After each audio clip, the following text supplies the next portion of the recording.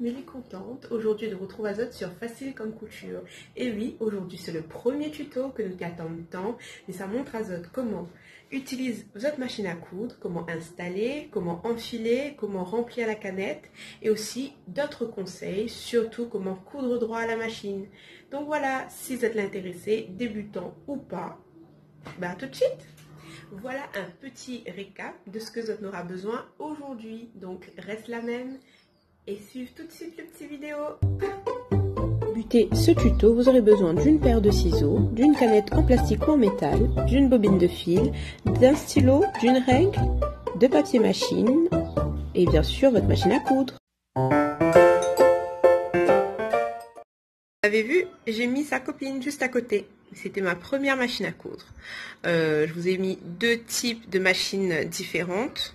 Bon, je n'ai pas une troisième pour vous montrer le bouton marche arrière ou le remplissage de canette qui se fait sur la machine plus bas. Mais déjà, là, on a un petit comparatif qui est assez intéressant. On commence par tout d'abord les réglages. Vous avez ici, par exemple, la tension du fil qu'on retrouve sur cette machine ici, pareil, sur le haut. Ensuite, vous avez la largeur de point qui est ici. Et ici, vous avez la longueur des points qu'on retrouve ici. Excusez-moi. Ici, vous avez le type de point. La molette est sur le devant. Et ici, vous avez l'affichage pour le type de point, mais la molette se trouve sur le côté. Donc voilà, pour changer sur le côté. Donc voilà. Alors, c'est vrai que sur cette machine, une Carrefour, qui m'a servi pendant longtemps et qui me sert toujours d'ailleurs, vous avez par exemple pour l'enfilage du fil, vous avez des lignes continues en fait pour vous montrer ici, ça va passer ici, ça va descendre, etc. Alors que sur l'autre machine, vous avez non seulement la ligne continue pour l'enfilage du fil, mais vous avez aussi la ligne pointillée pour l'enfilage de la canette. Donc voilà. Alors on va continuer les présentations. Ici sur le côté, on a un coupe-fil.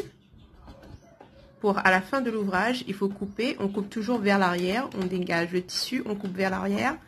De l'autre côté, c'est aussi sur le côté gauche. Pareil.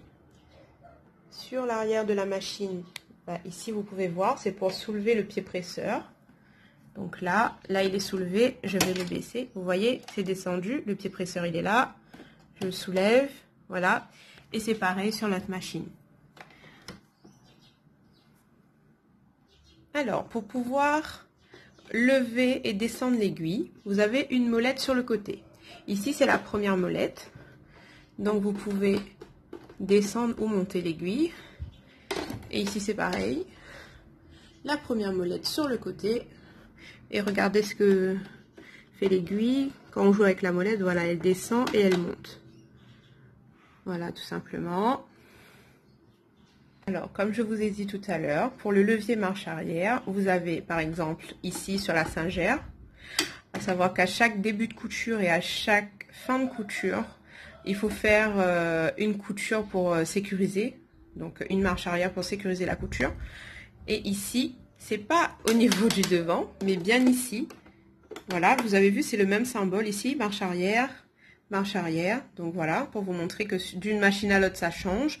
Je sais que sur certaines machines, il y a aussi un bouton pour faire marche arrière également. Donc voilà.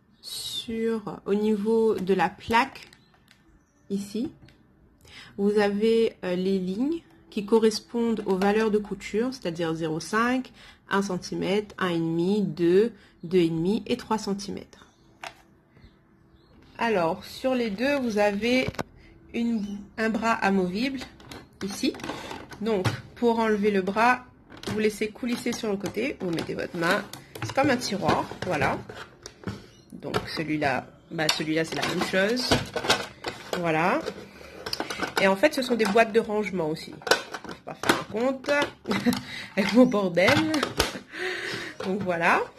J'ai retiré les deux. Et c'est utile en fait de retirer le bras amovible quand vous avez par exemple des emmanchures à faire ou des cols, etc. Donc pour être au plus près de l'aiguille et pouvoir bien faire le tour avec votre tissu. Donc là sur le côté, vous ouvrez tout simplement, ça s'ouvre.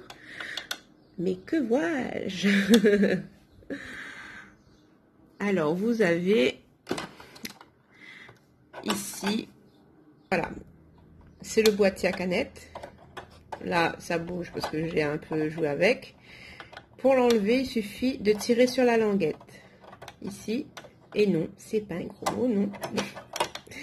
Donc, vous pouvez tirer comme ça pour le retirer. Donc, voilà, là, j'ai retiré. Et le fait de le tenir comme ça tient la canette qui est à l'intérieur. Voilà la canette transparente. Ou des fois, qui est en métal aussi. Mais le mieux c'est le métal hein, quand même pour coudre parce que des fois la canette transparente se voile et on voit pas souvent et on comprend pas pourquoi l'aiguille, on a du mal à coudre quoi. Donc si la canette transparente a reçu un coup d'aiguille vite fait quoi, on s'est pas rendu compte, ça fonctionnera plus. Donc voilà, privilégiez plutôt le métal que le plastique quand même.